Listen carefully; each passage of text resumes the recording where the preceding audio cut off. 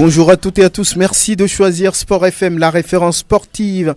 J'espère que vous vous portez très bien. Excellente semaine à toutes et à tous. Kotoko de Lavier enregistre sa première victoire dans l'élite cette saison. Les Porcs épiques dominent Unisport de Kouloundé 2-1 après avoir été mené naturellement. Cette première victoire en D1 depuis 2 ans provoquait une fête dans le canton de Lavier. Le leader Koroki a gagné, son dauphin Gomido aussi. Ça reste très serré en tête du classement de la première division nationale de football. Nous verrons tout ça. En D2, Odalou perd son fauteuil de leader au profit de Sarah Football Club dans la zone nord.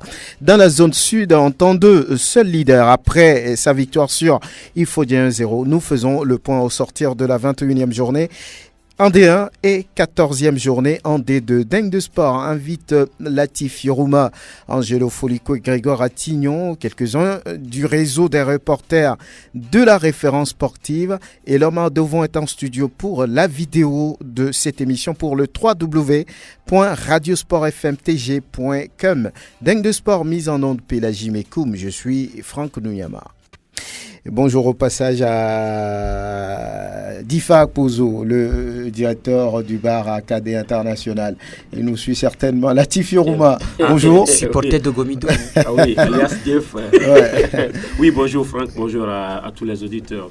Grégoire Attignon, bonjour. Bonjour Franck et bonjour à tous les fidèles branchés. Angelo Folico et bonjour. Bonjour Franck, bonjour à tous. Et voilà, on parle tout d'abord de la deuxième division qui disputait sa 14e journée en tant de solide leader. Est-ce qu'on peut dire, Latif Yorouma, que tout se précise pour les jaunes de Kodioviakopé?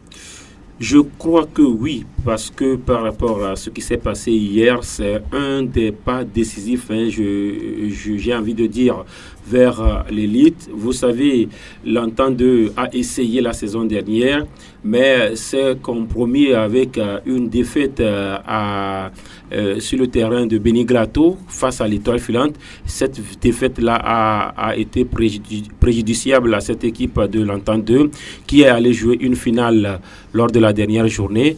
Alors cette année, lorsque vous écoutez les commentaires du côté de Kodioviakopé-Nikonakwe, il faudrait éviter cette situation. Il faut donc commencer à mettre de l'écart, à prendre des points véritablement, surtout face aux concurrents directs. C'est ce que l'Entente a réussi à faire face, par exemple, à l'Étoile Filante. L'Entente a réussi également à le faire hier face à Ifodia d'Atapamé. Un concurrent direct. Un concurrent direct, parce qu'il y aura une finale à jouer lors de la dernière journée, parce que cette équipe de l'Entente 2 recevra Gboulessou. Donc voilà, aujourd'hui c'est Gboulessou qui est deuxième, mais à 3 longueurs de cette équipe de l'Entente 2 qui hier a souffert, il faut quand même avoir le courage de le dire, dans les 45 dernières minutes, parce que les 45 premières ont été relativement équilibrées, sauf qu'il y avait plus d'ascendance de l'Entente 2, qui avait eu plus d'occasions, qui a réussi à concrétiser une à la 23e minute, avec à la manette Nukafo Victor, c'est lui qui a donné la passe décisive à Kotoja qui a marqué, et puis après, il faut dire, a semblé prendre le ballon, mais ne réussissait pas à se créer de franches occasions. L'Entente aurait même pu corser l'addition. Ça n'a pas été le cas jusqu'à la pause. Mais du retour des vestiaires, c'est l'équipe d'Atapamé qui a pris quartier véritablement, a dominé dans tous les compartiments. Alors, peut-être que tactiquement, Amenito Akwete l'a emporté parce qu'il a dit qu'ils ont décidé de privilégier l'enjeu au détriment du jeu. L'enjeu, c'était la victoire. Alors, il faut dire faire le jeu. Ils ont tout fait, sauf que voilà, la maladresse a pris le dessus avec un certain Olugbegnon, Franck, je crois que ce garçon a fait du mal à Ifodia hier. Il avait plusieurs occasions, surtout celle de la 81e minute lorsque on lui a remis le ballon pratiquement dans la profondeur. Il a réussi à contrôler face à Welbeck Komlan, qui a été, à mon sens, l'homme du match. Il s'est loupé. À la fin, le coach de T. Franck n'avait pas véritablement les mots. Il disait, voilà, il ne sait plus quoi faire, si c'est la malchance ou c'est la malédiction. En tout cas, cette équipe est repartie bredouille et pourtant, elle était arrivée avec plusieurs supporters. Au terrain, il y avait eu du monde. Et puis, il faut souligner le niveau de jeu, Franck. ce match-là n'enviait en rien par rapport à la qualité à un match de première division. C'était du lourd. Il faisait à une équipe compacte, homogène. L'entendre également à une équipe, même je dirais légèrement au-dessus de l'Étoile filante, qui aussi a une équipe, mais ces deux équipes-là sont beaucoup plus complètes. Hier, on a assisté à un grand match, sauf qu'à la fin, c'est l'entente qui a pu tirer son épingle du jeu. Et vous êtes en jaune d'ailleurs, en genou Folico. Je sais, je ne vois pas le rapport, mais vous êtes en jaune. Oui. Est-ce que c'est la bonne saison pour l'entendre quand on sait que cette équipe a raté d'un cheveu la première division l'année dernière? Oui, Franck, je pense que cette année est presque la bonne. On se rappelle de cette finale-là face à l'équipe de l'Espoir de Zio. La saison dernière, on a vu la confiance avec laquelle Amenito avait débarqué du côté de Thiévier pour quand même remporter ce match-là, mais il a raté. Je pense qu'il a quand même compris une chose, c'est-à-dire saisir ou soit recueillir les erreurs qui ont été commises l'année dernière, les transformer de façon positive et quand même faire avancer encore un peu plus cette équipe-là. Oui, je pense que l'entente 2 est en progression vers la première division. C'est vrai, il a parlé tout à l'heure d'un match important face à Okiti dans les jours à venir. Il y a également, je pense, un déplacement à Tabligbo. Oui, face à Arabia. Oui. C'est vrai qu'on parle d'une équipe d'Arabia qui, ces derniers temps, souffre beaucoup plus le froid que le chaud. C'est difficile d'avoir des résultats positifs du côté d'Arabia, mais je pense que cette équipe de l'entente 2 prouve combien de fois elle a envie de revenir en première division. Et quand on parle de Nukafu Victor, qui est le maestro de cette formation, je pense que ça aussi c'est très important. Et puis pour terminer, une grande équipe, une équipe qui veut avancer. C'est vrai qu'on parle souvent des joueurs de champ, mais il y a également un gardien. Le gardien qui doit normalement soit représenter 45%, voire 50% même des chances de pouvoir quand même permettre à sa formation de gagner des points. Welbeck a fait un bon travail. En tout cas, je pense qu'Amenito, oui, serein, tel qu'il est en train progressivement de prendre son chemin vers la première division. Et Latif, cette équipe, vous l'avez dit, est en temps 2. Vraiment, c'est un effectif assez intéressant. Est-ce qu'elle a l'étoffe pour être en première division? Elle a les moyens désormais de repousser la concurrence et d'être, on va dire, le premier de ce groupe de la zone sud? Oui, je crois que oui. Je crois que oui, parce que cette équipe pratiquement arrive, même dans les situations, arrive à éviter les défaites. Vous savez, cette équipe a aligné lors de la phase aller 5 défaites d'affilée, 5 matchs nuls d'affilée, voilà. 5 matchs nuls d'affilée. Même en difficulté à l'époque, elle a réussi quand même à éviter les défaites. Alors, lorsque vous prenez l'équipe, c'est ce qui fait la force de cette équipe de l'entente 2, c'est qu'elle a gardé à 90% son effectif. Donc, c'est cela. Il n'y a que 2 qui sont partis. Il n'y a que 2 qui sont partis. Amouzou Koficha et puis tout récemment Adeno et Tonam. Le reste, tout le monde est là. Tout le monde est là, ça fait que c'est des joueurs qui se complètent. On sent une équipe plus homogène. Alors qu'ailleurs, il y a des individualités, mais ces individualités ne font pas véritablement un groupe. C'est un groupe, mais ça ne fait pas encore une équipe dans le même moule. Aujourd'hui, l'entente 2 est bien partie parce que cette équipe-là a réussi sur 2 matchs à ne pas perdre contre Ifodje d'Atapama, qui est l'une quand même des équipes favorites, a réussi à ne pas perdre contre l'Étoile filante. Je crois qu'aujourd'hui, il ne reste que Okiti et la formation de Boulessou. Alors, Okiti également, lorsque vous écoutez Alpha Kaza, le coach, il a dit, nous aussi on veut venir en première division, ce n'était pas l'objectif, mais la petite venant en mangeant, Okiti aussi a des ambitions. Ça voudrait dire qu'Amenito Akwete doit aller au pire des cas faire un match nul là-bas. Parce que si vous n'avancez pas, évitez aux concurrents directs d'avancer. Donc c'est ce que l'entente a réussi à faire. Si l'entente réussit quand même à tenir, ne serait-ce qu'en échec, cette équipe comment est-ce qu'on appelle, de Kiti de Badou, je crois que il fera un grand pas vers un grand pas, même si c'est vrai, il y a un déplacement compliqué à Tabligbo face à Arabia. Voilà. Nous avons en ligne l'entraîneur adjoint d'Arabia Football Club de Tabligbo, Tony Agbessi. Bonjour. Bonjour, Aurel. Voilà, alors, vous aviez joué hier, on va dire, à Raotoué. Vous avez d'ailleurs perdu sur le score de 2-1. Mais qu'est-ce qui s'est passé à la fin? Oui, comme vous venez de le dire, hier, on a joué contre la SNPT à Raotoué. Et on a été battu 2-1. C'est d'ailleurs une défaite que nous prenons sportivement parce que c'est le foot et ça reste un jeu. Un jour, vous gagnez, un autre, vous perdez. Malheureusement, le match a été maillé d'actes de violence. Mais on croyait que c'était des actes prémédités. D'abord, le samedi, moi, sur WhatsApp, je recevais un message en tant qu'entraîneur adjoint. On m'informait que le secrétaire, le commissaire de match, Mado Desroger, a été remplacé, élevé par M. Talon. Je ne saurais pas pourquoi c'est à moi qu'on a envoyé ce message alors que le club avait un secrétaire. Bon, le dimanche... Qui vous l'a envoyé ce message? Qui vous a envoyé le message? Un des membres des commissions de la FTF. Ok, continuez. Donc, oui, je peux. Donc, le dimanche, on arrivait dans la localité à 13h. Mais dès que notre bus a paru dans la localité, on a vu des jeunes gens sur des motos qui nous suivaient. C'est-à-dire qu'on nous obligeait peut-être à passer par certains chemins avant de rallier le stade. Nous arrivons devant le stade, mais c'était des individus qui puaient l'alcool et qui bombaient le torse, c'est-à-dire qu'on nous préparait à des éventualités, quoi. C'est-à-dire, genre, vous gagnez, on vous gagne, et puis on vous bastonne bien, vous partez chez vous. Bon, c'est dans cette ambiance que, bon, avant de rentrer dans le stade, nous avons été fouillés minutieusement. Hein. Je ne sais pas si c'est la nouvelle règle en FTF de fouiller les joueurs avant de rentrer sur le stade, mais nous avons été fouillés minutieusement et les ordres ont été donnés par le stadier aux forces de l'ordre de nous fouiller. Moi, quand c'était venu mon tour de rentrer, le stadier m'a reconnu. Il a demandé aux forces de l'ordre de me laisser passer. Mais si tant est que c'était une règle, pourquoi moi me laisser passer alors que j'avais le plus gros sac?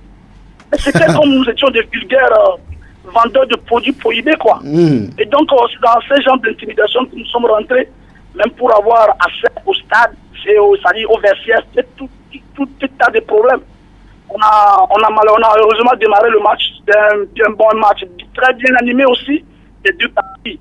On a encaissé le premier but à la deuxième minute et à 8 minutes plus tard, les poulains ont rétabli la jonction. On était à un but partout quand on partait à la mi-temps.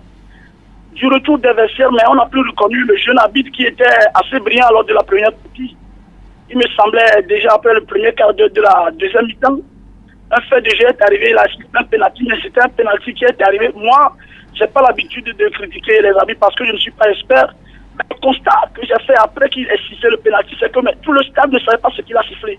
Ni les acteurs qui étaient sur la pelouse, ni les acteurs, ni ceux qui étaient dans la tribune. Qu'est-ce qui s'est passé avant qu'il ne siffle? Les joueurs étaient encore hésitants, mais ils ne savaient pas ce qui se passait. Même le premier arbitre assistant, il faisait des signes de la main pour lui demander qu'est-ce qu'il venait de siffler. Et c'est quand il insistait que c'était un pénalty que mais la pression était énorme dans le stade. C'était des cris partout.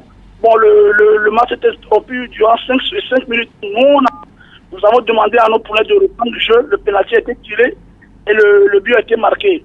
C'est à partir de ce moment qu'il s'est totalement noyé dans le match. Je vous assure, il s'est totalement noyé. Il cassait nos avantages. Quand on allait, il cassait. Il ne se retrouvait même plus dans le match. Tony Agbessi, Tony, voilà. Oui. Vous pensez avoir été triché dans le match? C'est ce que vous voulez ressortir? Non, mais c'est des faits de jeu qui arrivent et on n'a pas l'intention de critiquer, mais nous, on a fait des constats. Après que ce pénalty était sifflé, nous on a fait des constats. C'est sur ce constat que moi j'ai réagi ce soir. Votre club va faire, on va dire, un rapport pour dénoncer ça auprès de la fédération, c'est ça? Je vous reçois mal. Votre club va produire un rapport par rapport à ce qui s'est passé? Certainement que notre secrétaire a pris de vos pour aller faire cette déposition, certainement. Parce que nous avons été bastonnés à la fin du match. Que voulez-vous dire à la fin? Mais il faudrait que la FTF soit beaucoup plus regardante sur la D2. C'est comme si on ignore la D2 alors que là il y a un grand enjeu. Il y a des clubs qui vont être relégués, il y a deux qui montent. Il y a un grand enjeu, les gens sont déjà en train de faire les calculs. Nous, la dernière fois, on avait perdu à Cabigbo, il n'y avait rien eu. Et pourtant, le président de Assoud était arrivé sur le terrain, il s'est placé derrière notre but. Et en deuxième partie, il a changé d'emplacement sur le terrain. Il est passé de l'autre côté de l'autre but, mais rien ne s'est passé. À la fin, même à 2 minutes, quand il restait 2 minutes, il a fait son show dans le stade. Ils ont quitté tranquillement. Mais nous ne voyons pas pourquoi quand nous on se déplace. Allô? Oui, allez-y. Oui, quand nous on se déplace, l'autre fois c'était face à l'étoile silente. Mais notre gardien, mais avant de rentrer pour se chauffer sur la pelouse, il a été tenu par le corps par un des stadiers. Et il y a quelque chose qui ne va pas, mais ou soit Il y a un guichet à l'FT où il faut passer quand il s'agit de faire le football dans sa localité. On ne comprend plus rien et il faut que la FTF réagisse. Parce qu'on ne peut pas, une équipe ne peut pas se voir taper dessus à chaque fois qu'ils sont pour jouer ces matchs. C'est vraiment frustrant et nous tenons à réagir sur ce fait. Très bien, Tony Agbessi, bon courage à vous et voilà, à très très très bientôt. Bon courage à Rabia Football Club. Merci Franck. À très bientôt. Voilà, il dit il faut que la fédération suit de près la 2e division nationale. Je suis parfaitement d'accord avec lui. J'ai l'impression que j'ai l'impression que l'organisation qu'on donne au championnat de première division, ce n'est pas la même chose qu'on donne au championnat de 2e division. J'ai l'impression qu'on laisse le championnat de 2e division au club et quel que soit ce qui arrive, on ne voit pas. Je crois que c'est la 2e fois au cours de cette saison qu'on signale des actes de violence du côté de Haotoué. Et chaque fois, la première fois c'était face à Boulessou, quand un but a été marqué, l'arbitre a dit que le but n'a pas été accordé. On a vu ce qui s'est passé à la fin, ce n'était pas du tout bon à voir. Hier encore, bizarrement, c'est la SNPT qui gagne et encore on nous dit qu'on tape des gens. Moi je ne comprends pas finalement. Est-ce qu'on doit jouer à Haotoué ou on ne doit plus jouer? Parce que moi je crois que s'il arrive. L'année passée, il y a eu un match à Ngotchen, il y a eu acte de violence, le stade de Ngotchen a été suspendu. Mais je crois que s'il y a acte de violence, si on doit suspendre le stade, il faut qu'on suspende le stade. On laisse des gens et à chaque fois qu'il y a des violences, j'ai l'impression que chaque équipe qui reçoit a toujours une manière d'empêcher l'autre. La dernière fois, c'était à Badou où on disait est-ce qu'il faut siffler la fin? Est-ce qu'il faut arrêter le match? Parce qu'il n'y a plus l'arbitre qui hésitait à siffler, à arrêter le match ou à continuer le match. Finalement, l'arbitre a arrêté le match. Mais je crois qu'il va falloir mettre plus de regard vers ce championnat-là parce que j'ai l'impression qu'on a trop laissé ce championnat et on voit trop d'actes de violence sur ces stades de 2e division. Hier, vous étiez à Blogamé. Tout s'est bien passé. Rien ne s'est passé. Dans ce match entre Asfosa et... Rien ne s'est passé. Il n'y a pas eu match. Il y a eu match. Comme il dit, rien ne s'est passé. Non, mais il y a eu match. Oui. Et à la fin, les deux équipes se sont bien séparées. Donc, il n'y a pas eu d'acte de violence. Pas d'erreur d'arbitrage, pas de violence, rien du tout à Blogamé. Il n'y a rien à signaler. Je ne sais pas si on peut le dire, la commissaire de match ou bien commissaire de match, c'était Yvette Clousset. Donc, il n'y avait rien sur ce match-là. C'était un match qui était bien disputé. Oui, c'est vrai que sur certaines décisions, le public ne peut pas être d'accord avec l'arbitre. On le sait, ça arrive. Mais il faut dire que c'était un match propre. Les deux équipes ont raté des occasions. En tout cas, le message est lancé. Il faut que la FTF, rapidement. Oui, hier, au stade municipal, c'est vrai, l'Entente a gagné 1-0, mais il y avait trop d'erreurs d'arbitrage. Ce ne sont pas des erreurs pour favoriser tel ou tel, mais il y avait trop d'erreurs, surtout des décisions controversées, des deux touches, et des fois également de notre très cher ami Seonou Kokou, je crois, qui également fait chose. Maintenant, pour finir, Franck, il a dit il faut que la fédération soit regardante. Vous avez vu ce qui s'est passé à Tchévier dans le match Espoir Dito, où on disait que les joueurs de Dito ont été empêchés dans un premier temps d'aller au vestiaire. Quand on dit dans un premier temps, c'est que finalement ils sont allés au vestiaire. Mais l'équipe de Tchévier a été suspendue un match à domicile. C'est ce match-là qu'ils sont venus jouer à Goué. Heureusement qu'ils ont gagné ce match-là contre Semassi. Vous avez vu également Semassi contre Dito à Sokodé. Également, Semassi a été suspendu et allé jouer à Bassar. Heureusement aussi que Semassi a gagné ce match-là. C'était face à Asko. Mais vous avez vu ce qui s'est passé à Haotoué dans le match SNPT Gboulessou. On a vu tout ce qui s'est passé avec des bastonnades, mais jamais ce stade-là n'a été sanctionné. Je ne sais pas si la commission, il y a une commission pour la première division et une autre commission pour la deuxième division. Certainement qu'on y pense. Il faudrait que la fédération véritablement revoie ces très bien. Mais cette commission aussi, il va falloir que je ne sais pas comment est-ce que ça se fait. Parce que des fois, on donne des sanctions, on n'écoute même pas certains, on écoute certains et on inflige donc des sanctions. Vous pensez qu'il y a 2 poids 2 mesures? Oui, il y a 2 poids 2 mesures au niveau donc, de la commission, des commissions certainement de discipline ou bien cette commission est à l'écoute. Les autres résultats, Beau, c'est 3, Hirondelle 1, Étoile Filante au Kiti, un but partout, on vient de donner, Asfosa Gboulessou 0-0, SNPT 2, Arabia 1, Entente 1, Ifodie 0. Au niveau de la zone nord, on joue aussi la 14e journée, Doumbé a perdu devant Tchaoudou Athletic Club de Busan. Foupa a perdu face à Goua 1-0. Odalou AS Dankpen 1 partout. Tigre Noir s'est fait battre à domicile par Sarah Football Club. AS Bina 2. Kakadel 0. Et l'on aborde la première division nationale de football, la 21e journée, disputée également cette fin de semaine avec l'événement de cette 21e journée, ou bien de cette nouvelle journée, la première victoire de Kotoko de Lavier. Enfin, vraiment, c'était face à Unisport de Kouloundé, Angelo Folikoué. Ça veut dire quoi pour un club qui s'essaye depuis, et on va dire même, une première victoire depuis pratiquement 2 ans. Hein. Ouais, ça s'apparente à une résurrection. Si, c'est le déclic maintenant. C'est possible. C'est possible, mais quand même, il faut saluer cette première victoire. La saison dernière, il faut rappeler que c'était un championnat à 14, quand on n'a jamais remporté le moindre succès. Cette saison, on a encore on a joué à l'apaisement, Kotoko est toujours resté dans le wagon, sauf que c'était également compliqué.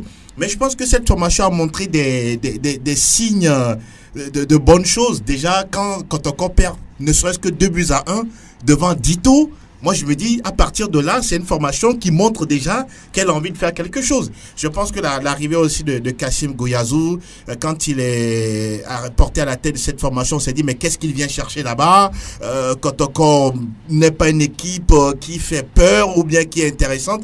Mais ceux qui ont eu l'occasion de le voir, je pense que Grégoire et puis Latif, ils ont vu d'une formation qui a envie, sauf que souvent, la concrétisation n'arrive pas. Et la victoire est arrivée comment? C'était un duel entre je pense, de mal placés. Unisport, depuis le début de saison aussi, qui est une formation méconnaissable. Je crois que c'est la première victoire sur, comme vous l'avez dit, 2 ans. C'est une énorme réjouissance pour cette formation de et d'ailleurs, on n'a pas hésité à faire la fête là-bas. Malheureusement que c'est 3 points. Si c'était ça 10 ne change points, rien. Si c'était 10 points, ça allait changer. Même 10 points, est-ce que ça changerait quelque chose? Ça aurait peut-être compensé un peu plus. Oui, Latif, on comprend ça comment c'est l'abnégation, la volonté. Les joueurs sont toujours restés fidèles à ce club. Ils veulent gagner. Finalement, ils l'ont fait. C'est quand même, ça veut dire beaucoup de choses pour Kotoko. Moi, je sais que ça devait arriver tôt ou tard. Ça devait arriver tôt ou tard par rapport à ce que j'ai pu voir de ce club-là lorsqu'il a joué contre Agaza. Sans vous mentir, Agaza est passé de près à côté de quelque chose. Agaza le nul là, c'était une victoire pour Agaza. C'était une victoire pour Agaza. Agaza devait être le premier à quand même prendre cette gifle-là. Heureusement pour Agaza, heureusement qu'il y avait un certain Bassina Diato, même le jour-là. Alors, lorsque Kotoko est venu jouer face à Dito, cette équipe a énormément gêné l'équipe militaire. À l'arrivée, c'est 2-1. Et puis, quand j'étais à Lavier, il y avait le meilleur joueur qui était pratiquement le capitaine sur 2-3 saisons, Koriko Abdou Razak. Oui. Le jour-là, je l'ai vu, j'ai dit, mais pourquoi il était en boubou, comme s'il allait à la prière? Et pourquoi il dit, non, que bon, grand frère, au fait, je suis revenu, mais entre-temps, mes parents ne voudraient pas véritablement que je reprenne parce qu'ils devraient repartir. Alors, moi, j'ai dit, mais écoutez, puisque tu es là, tu peux continuer par jouer. Alors, je ne sais pas si finalement, beaucoup aussi l'ont dissuadé. Et face au Dynamique togolais, il a joué. Et il a été l'un des joueurs qui ont véritablement gêné le Dynamique togolais. Et si Kotoko arrive à tenir tête, par exemple, au club comme Koroki met tête, et que c'est sur penalty, par exemple, que Koroki arrive à battre cette équipe de Lavier, et que Dito a souffert avant de gagner 2-1, vous comprenez.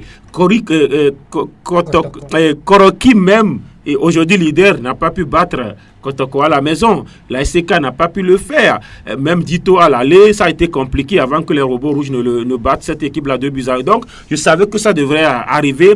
Malheureusement pour Unisport, ils sont passés par là, puisque cette équipe-là n'est pas aussi bien. Il y a eu ce hold-up-là à Kara face à la SCK, mais après, Agaza est allé battre Unisport. Après, Unisport est allé perdre à Tchamba. Voilà, Unisport reste dans sa série noire, qui perd, en tout cas qui donne ces 3 points-là pratiquement après 2 saisons. Je crois que, entre-temps, le président l'a dit, le président Dodo Valentin, il a dit qu'eux, ils vont gagner des matchs. c'est arrivé, la première victime a pour nom Unisport. Oui, Prosper Agboklou, bonjour. Bonjour. Vous allez bien? Avec la grâce de Dieu. Que veut dire cette victoire, ce premier succès de la saison pour Kotoko, selon vous? Bon, on dit souvent que qui cherche trouve. Ils ont cherché, ils ont trouvé. Cherché, ils ont cherché, ils ont fouiné. Finalement, le bon pied a frappé. Lors de la dernière rencontre contre le Dynamique Togolais, comme Latif le disait tout à l'heure, j'avais suivi ce match et c'était pas parce que... Et à la fin du match, il fallait voir, comme on appelle, la réaction des dirigeants du Dito qui avaient eu peur, il faut le dire, parce que Kotoko avait eu son temps et plusieurs fois la maîtrise du ballon. Il a fallu toute l'exubérance du portier Eswazina Sadat pour sauver certaines actions, je dirais, dangereuses qui pouvaient amener le but.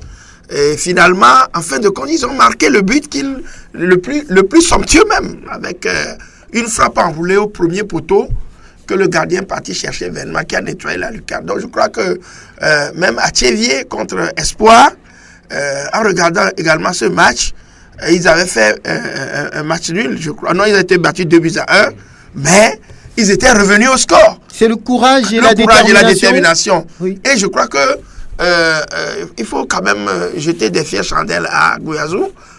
Il est en train de fabriquer quelque chose qui peut-être prendra plus tard. Et à la dernière rencontre, je crois, ils ont, comme on appelle, apporté du neuf.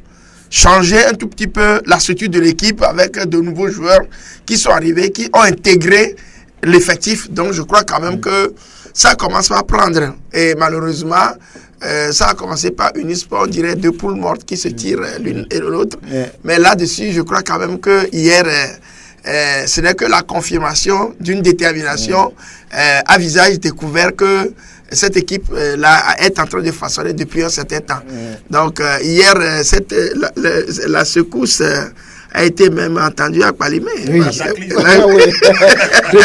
le déclic pour les porcs épiques. Et moi, j'ai voulu dire que ce n'est pas fini. Peut-être cette équipe peut encore enregistrer une autre victoire. Parce que les uns et les autres l'ont dit, l'équipe a commencé par jouer. Quand vous voyez un peu, cette équipe, elle a envie de faire quelque chose, mais c'est qu'elle n'arrive pas. Mais finalement, le signe indien, comme on peut le dire, ils sont arrivés à réussi à le vaincre. À vaincre ce signe indien. Donc je crois que ceux qui vont finalement faire le déplacement sur la ville doivent faire maintenant attention parce que à domicile, cette équipe va chercher à gagner ses prochains matchs. Et là, je crois que c'est quand même bien pour cette équipe-là qui a tant cherché cette victoire. Et ils ont battu maintenant le record, c'est-à-dire le record de la saison passée. En tout cas, pour apporter la chance à tous les clubs de Cloto. Pourquoi pas? Les trois clubs de Cloto. Et puis rapidement, donc même on pensait à une certaine période que Kotoko était en train de fausser le championnat. C'est-à-dire qu'à chaque fois que même une équipe du quartier excusez du peu entre guillemets devrait rencontrer cette formation de Kotoko, tout de suite on pensait à une victoire et non pas des moindres. Peut-être qu'ils ont tort parce que tout le monde a témoigné quand cette équipe rencontre même les grands ont des difficultés pour pouvoir la battre. Et je pense qu'ils ont bien fait quand même de remporter enfin cette victoire, comme vous l'aviez dit. C'est un véritable événement pour cette saison. En tout cas, oui, vous étiez à Goué pour le match, le seul match d'ailleurs programmé à Lomé. Agaza qui recevait Maranatha et la belle affaire pour les messagers qui ont su bien véhiculer leur message face aux Scorpions Noirs qui ont perdu leur dard finalement. Et 86e minute, une frappe, c'est ça, Salifou Kossiga. Salifou Kossiga qui fait la différence. Non mais c'est vrai qu'hier on a vu une équipe d'Agaza qui était organisée. Il y avait un jeune joueur qui était arrivé à latéral gauche en la personne de Morton Francis. Et puis il y avait un Saleh Safiano également qui jouait son deuxième match avec cette formation d'Agaza. Il faut rappeler que Morton c'était son premier match avec les Verts de Tocoin. Non mais il a déjà joué contre Asco. Morton Francis. Oui, il a joué contre Asco. C'est lui qui avait envoyé le coup franc marqué par Ouro Agro Ismaël. D'accord, Oui. ok. Donc, hier, il était pratiquement dans le match. Pratiquement tous les ballons passaient dans son couloir, les transmissions, les combinaisons, même le centre. Voilà, à la 7e minute, il a réalisé un bon centre sur la tête de Nimo Valentin Piabalo. Il l'a bien réalisé, sauf que le ballon a choisi le poteau gauche de Mensan Daou de Maranatha. Et donc, Agaza était certes en place, mais il y avait aussi une formation de Maranatha qui ne se précipitait pas, parce qu'elle a senti qu'elle n'avait pas peut-être arme à jouer à armes égales face à cette formation d'Agaza. Prince Godwin, Larea Emmanuel et puis Gustave Yeboah, le trio ne se retrouvait pas souvent. Je ne sais même pas si Prince Godwin a touché 5 ballons avant la fin de la première période. Tellement il était muselé par, je dirais, Morton Francis et puis un autre défenseur. Il y a eu une formation de Maranatha qui posait beaucoup plus le ballon parce qu'il y avait un handicap sérieux, le vent. Le vent, oui. Soufflait fort hier, donc les dégagements même de Mensa Daoud n'arrivaient pas au niveau du cercle médian. Donc imaginez un peu la difficulté que Maranatha a eu.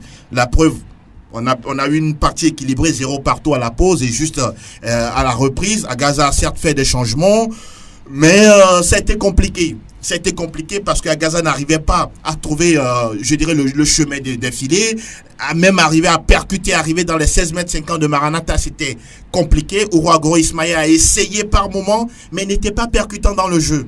Donc, on peut dire que Maranatha, oui, qui était toujours dans son jeu, en essayant de casser le rythme. Salif Kossigan était bien placé parce que là, curieusement, il n'était pas du tout attaqué. Il était seul, pratiquement à 30-35 mètres. Il a envoyé une banderie, une lourde frappe qui a surpris Diato Bassina. Dans son ensemble, je pense qu'un match nul aurait fait l'affaire de l'une ou de l'autre équipe. Mais à la fin, on a senti une grosse déception de la part de Agbobli Ataya Mavi, qui à un moment donné, même lors de l'interview, avait son premier revers. Même les larmes aux yeux. Ah oui, il avait les larmes aux yeux.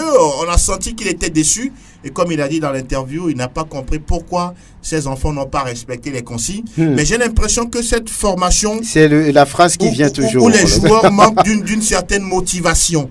Est-ce que la motivation est du côté financier? Est-ce qu'il est du côté moral? Est-ce qu'il est du côté psychologique? Mais je n'en sais rien. Et puis cette formation d'Agaza, moi je le dis haut et fort, c'est une formation où tout le monde est entraîneur. Je dis bien tout le monde. C'est-à-dire les supporters dans les tribunes, les dirigeants, et je ne sais pas, n'importe qui passe demande à l'entraîneur de faire tel choix, de faire ci, de faire ça. Moi, je dis quand c'est comme ça, franchement, on ne peut pas avancer avec un tel club. En tout cas, Agaza se fait très mal, a bien appris, a bien reçu le message des messagers hier au stade de la jeunesse club, malheureusement. Ce qui n'est pas aussi bien, c'est que cette équipe-là, même si elle ne bouge pas de son positionnement, il y a eu d'abord une victoire, après un match nul et puis maintenant une défaite. Alors derrière, il y aura quoi? On se le demande. Voilà, derrière, il y aura quoi? Il faudrait véritablement que Agaza se... Et puis ce qui est bizarre, c'est le contraste, parce que Agaza joue mieux depuis 2 journées maintenant. C'est-à-dire que j'ai vu une équipe d'Agaza joueuse transformée totalement dans tous les compartiments face à Asco de Kara, parce que le jour-là, l'équipe qui a quand même réussi à contrecarrer l'autre, c'est Asco. L'équipe qui devrait logiquement l'emporter, c'est Agaza, mais ça n'a pas été le cas. Maintenant, voilà, Maranatha qui arrive et qui tire son épingle du jeu. Je crois que c'est beaucoup de déception. 3 bons points pour les messagers en tout cas. Points devant Maranatha. Maranatha a gagné un but à 0. Très bien, c'est une belle affaire pour les protégés de Gabriel Ameyi. Akpalimé, Prosper Agboklou, vous avez suivi ce qu'on peut appeler un peu la promenade des showboys. Ils ont fait le show en dominant les Kondona 4-0. C'était un match facile pour eux? Oui, c'était un match facile pour Gomido. Il fallait voir l'élan dans lequel Asco a évolué. Les 15 premières minutes... disons, ça a été un match équilibré où Asco avait quand même été dans le tempo, dans le rythme et qui donnait donc du fil à retordre à la défense de Gomido. Mais il a fallu attendre la demi-heure de jeu pour voir vraiment Gomido passer à l'accélération et sur une balle vicieuse renvoyée donc par la défense de le libéraux de Gomido, Fabrice Gueye, voilà, qui a été encore étincelant hier. une balle bien lobée qui arrive dans la défense et il fallait donc se dégager. La défense était apathique.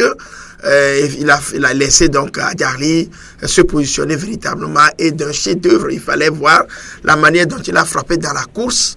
Le portier n'avait pas grand-chose à faire.